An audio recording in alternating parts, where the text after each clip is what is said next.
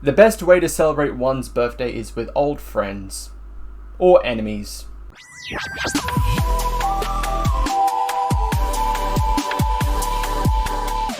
Hello and welcome back to Madmen with a Box. I'm one of the Madmen, Chris, here to talk about Old Friends, the 4th volume of Series 1 of the 9th Doctor Adventures. It's quite a mouthful. And speaking of birthdays, it was my birthday recently, February 16th, which was not only the release date of this audio anthology, it was also the birthday of the 9th Doctor himself, Christopher Eccleston. Happy birthday, or depending on when this releases, happy belated birthday from one Chris to another. So getting into Old Friends. So February 16th this came out. It's comprised of 3 stories. The last 2 are essentially a 2-parter. I'm going to keep this as spoiler free as possible. So beginning with this audio anthology, we have a goodbye.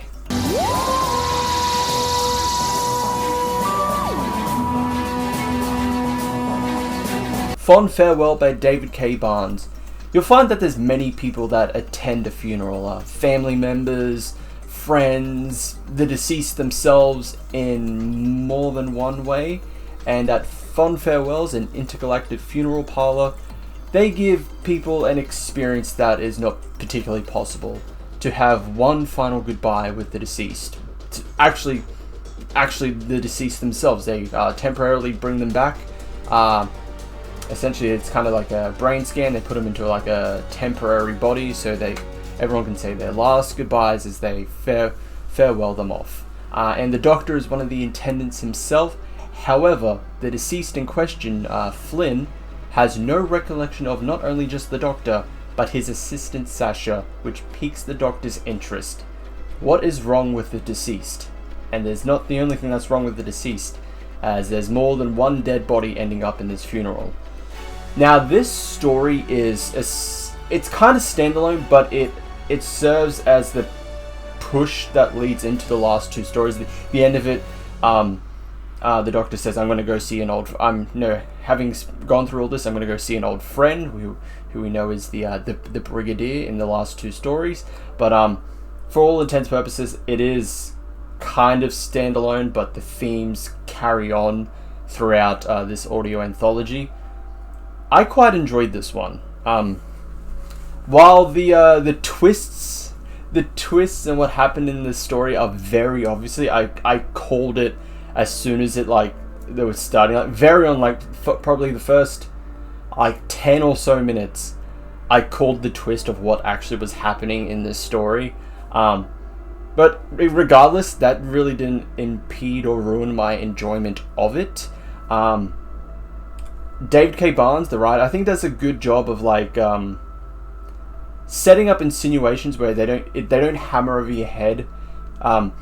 This is what happened, this is what's going on. Very clearly, you get an idea that Flynn and Sasha had something, going on between the two, just with how the fact that she wants to avoid saying goodbye to him, and it's you could play it off. It's kind of played off as just it's going to be hard to say goodbye, but then with how the actress voicing Sasha does it is that there's actually more to this, and it just clicked for me. It's they were an item despite the fact he's married. I get it. It's done really well. It is really done really well. And I really liked Flynn, the deceased. I really liked his character, and I really liked the kind of the flashback we have between him, the Doctor, and Sasha. What happened in that adventure, it kind of reminded me of the Hunter character from Dinosaur in a Spaceship. I can't remember his name. The Doctor brings him along, and he kind of butts heads with Nefertiti, and they get together at the end. Kind of reminds me of that character somehow. And I'd be fine if in another anthology, we get a story with the Doctor and Flynn. I really enjoyed those, so if we got something like that, I'd be a really happy boy. But no, I did like this while everything was kind of obvious and I could tell, I figured it out very, very on what was going on. I quite enjoyed this story. So moving on from New Friends, we go and reunite with some old friends.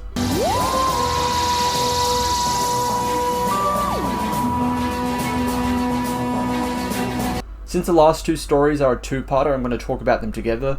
Way of the Berryman and the Fourth Generation by Roy Gill. So in the first story, the Brigadier is sent to investigate a haunting. Ooh, spooky Halloween in February. Oh, ghosts and ghouls, very terrifying. Sorry, that's so stupid. But no, the Brigadier is sent to investigate a haunting alongside inspecting a stealth drive for a submarine. At the same time, the Doctor is searching for the Brigadier. He just wants to, meet up with an old friend of his. Or maybe there's a bit more to that, but they discover there is much more to this haunting. There's more than meets the eye with it. Something Transformers reference. So with Way of the Berryman, I was actually kind of surprised with how much I enjoyed this one, because the pacing is a bit slower compared to Fond Farewell and to also the second part, the Fourth Generation, but it serves a purpose. It's to bring back the Brigadier, bring the Doctor and why he wants to see the Brigadier. You also have Sam Bishop, who was in Unit, the new series,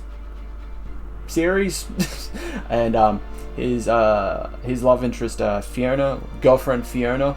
But it's done really, really well, and I do like the Doctor meeting the Brigadier again, because his whole reasoning it stems from the previous story, but also, if we remember, prior to kind of the truth we find out in Day of the Doctor, this Doctor is a survivor. He's the incarnation after the Time War. He has survivor's guilt, and he's trying to be the Doctor again. And he goes to the Brigadier, someone who is also a soldier, but he says that he's like kind of the embodiment of a good man. So not only is he there to see the Brigadier because he just wants to see an old friend of his, he also wants to be reminded what a good man is, because he's trying to be a good man again, because he's still affected by his sins that he committed in the Time War. So I think that was done really well. I really enjoyed that. That was perfect. It was great. I absolutely loved it. I do like the fact that there isn't really an antagonist until like the end of this part, which we know from the cover. It's a Cyberman. It's a Cyberman. They kind of hit it well until the end. Actually, I think it would have worked much better if they didn't reveal, like, on the release of this anthology, that the Cybermen were in it. If they just kept it completely hidden, it was just the original cover, the TARDIS, the Doctor, Brigadier, Sam. That was it. Like, that was just the cover. Because I think that would have been a much better reveal. But even with that, I think it still worked. Some might find a detriment to it that there's no antagonist in the first part in Way of the Berryman, but the mystery of the ghosts, and then also having the Doctor and Brigadier together, is strong enough to keep someone like me engaged with the story. I just kept wanting more and more from this, and it worked well. I mean, at least for me, it might not work for everyone, but at least for me, it kept me engaged. It kept me like thoroughly in my seat, listening to this story, like waiting to like hear what's going to happen. What is the like resolution to this whole plot of ghosts and voices and all that? So yeah, even with like the kind of a lack of an antagonist, something that some people might find as a fault, I think it works perfectly in this part, which leads into the Fourth Generation. The Fourth Generation have emerged. The Cybermen are back. They're here to take Earth. So it's up to the Doctor, the Brigadier, and co to deal with them. I would say this is it's an okay end.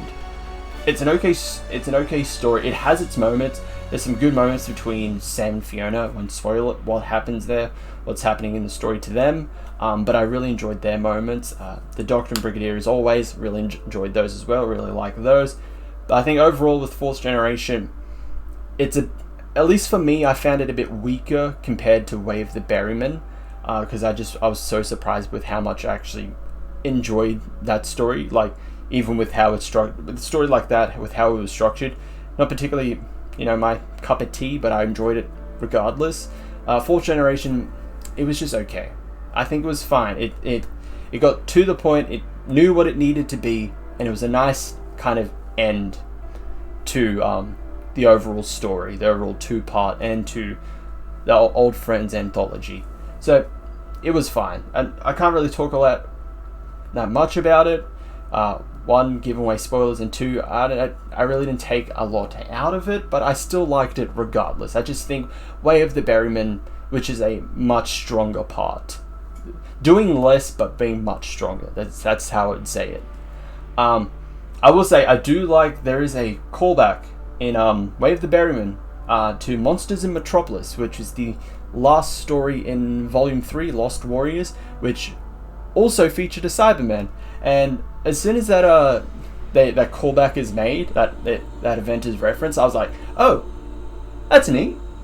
Like, I was actually kind of like really surprised, because I'm like, oh, will they mention it? Because the Ninth Doctor hasn't really met Cyberman, at least in the TV show. Big Finish, and he's now meeting Cyberman, etc. I think there's probably other expanded material where the Ninth Doctor has met Cybermen before, but now we're listening to it. I thought it just would have been thrown under the rug, but no, there was a nice little mention to Monsters in Metropolis, and it's kind of connects to the Cybermen. Very little, not in a big way, but kind of in a very little way it connects to the Cybermen in Way of the Berryman. So I think that was a nice little tidbit, nice little kind of like surprise, like, oh, okay, they mentioned that. I really like that. That was nice of them to do that.